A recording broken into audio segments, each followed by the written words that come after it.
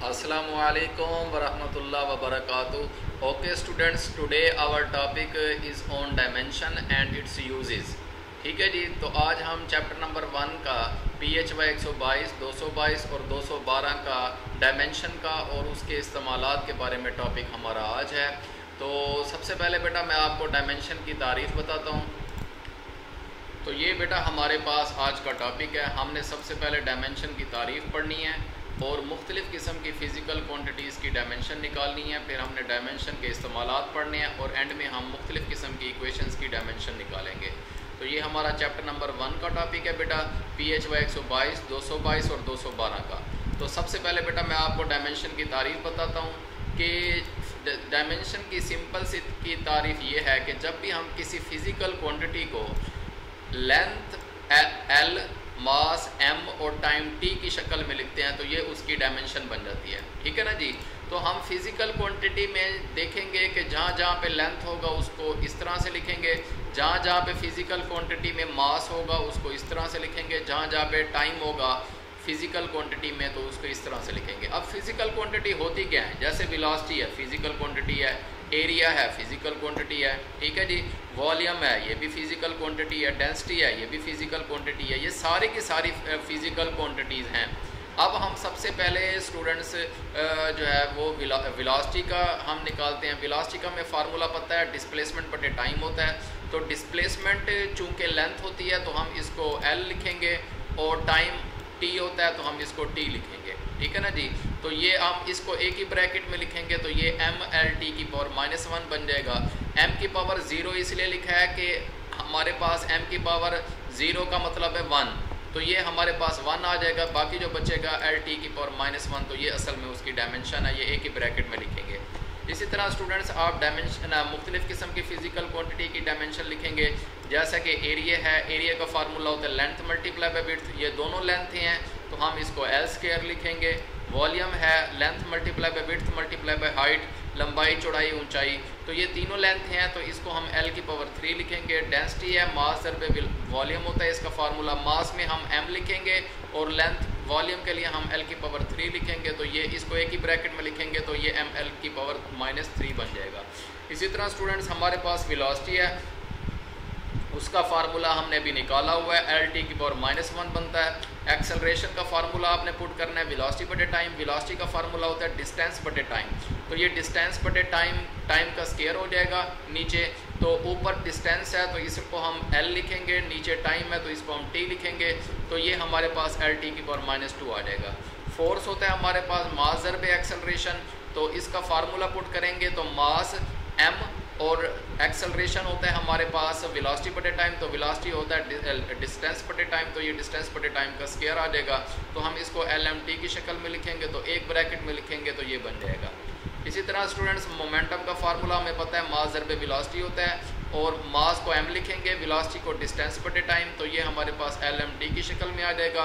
इसको हम एक ही ब्रैकेट में लिखेंगे तो ये बन जाएगा।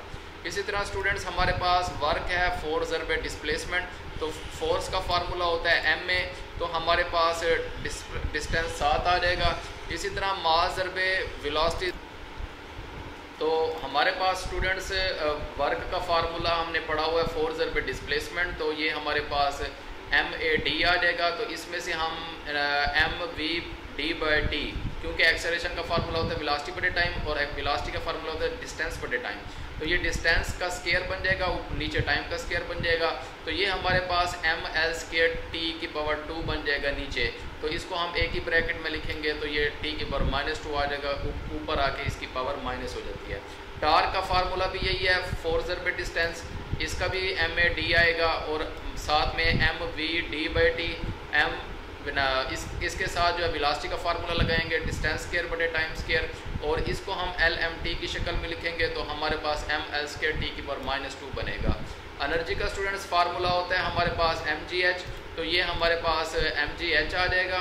इस G हमारे पास एक्सेलरेशन होता है तो इसको हम A पुट करेंगे। एक्सेलरेशन आपको पता है इसका फार्मूला वेलोसिटी बटे टाइम होता है तो वो हमने लिखा है। वेलोसिटी का फार्मूला होता है डिस्टेंस बटे टाइम, तो ये हमारे पास md² बन जाएगा। इसको हम LMT की शक्ल में लिखेंगे, ml² आ जाएगा, तो इसको एक ब्रैकेट में लिखेंगे तो ये बन जाएगा।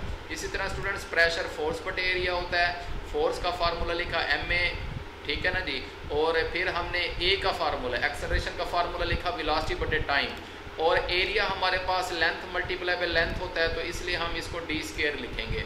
इसी तरह स्टूडेंट्स वेलोसिटी का फार्मूला होता है डिस्टेंस बटे टाइम, तो ये टाइम का स्क्वायर आ जाएगा नीचे, और इसको हम एल एम टी की शक्ल में लिखेंगे तो ये बन जाएगा।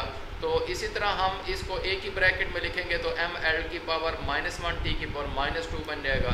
तो स्ट्रेस का भी फार्मूला सेम होता है जैसे कि प्रेशर का होता है, तो इसके लिए भी यही चीज़ आएगी सारी की सारी, और इसका भी सेम डायमेंशन इसकी बनेगी। इसी तरह स्टूडेंट्स पावर हमारे पास होता है वर्क बटे टाइम, तो हम वर्क का फार्मूला लगाएंगे एफ डी बाई टी, तो फोर्स का फार्मूला होता है एम ए, तो हम इसके बाद एक्सेलरेशन का फार्मूला इसमें लगाएंगे वेलोसिटी बटे टाइम, और वेलोसिटी का फार्मूला लिखा है लगाएंगे डिस्टेंस बटे टाइम, तो ये एंड में ये वाला फार्मूला बनेगा।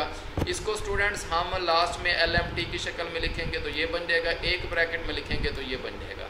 इसी तरह स्टूडेंट्स स्ट्रेन हमारे पास डायमेंशन इसकी नहीं होती, तो ये डायमेंशन लेस होता है, क्योंकि इसका फार्मूला होता है लेंथ बटे लेंथ, तो लेंथ भी डायमेंशन, लेंथ ऊपर भी लेंथ है नीचे भी लेंथ है, तो इसको हम काट देंगे तो ये डायमेंशन लेस है, और इसी तरह ये यूनिट लेस है।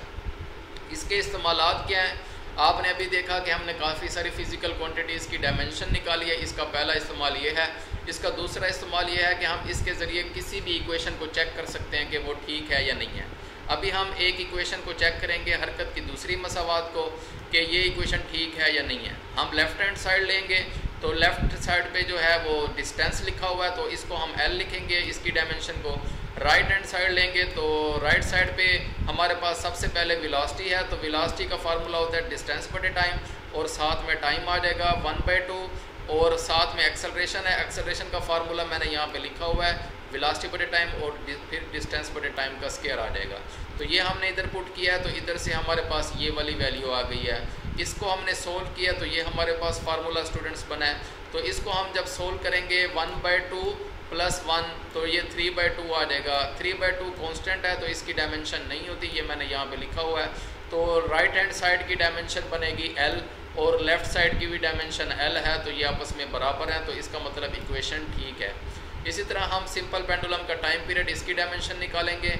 सबसे पहले लेफ़्ट साइड में टाइम है, तो इसकी डायमेंशन T आएगी। राइट हैंड साइड ले लेंगे, राइट साइड पे 2π है, तो ये कांस्टेंट है, इसकी डायमेंशन नहीं होगी। लेंथ है, इसकी डायमेंशन L आ जाएगी।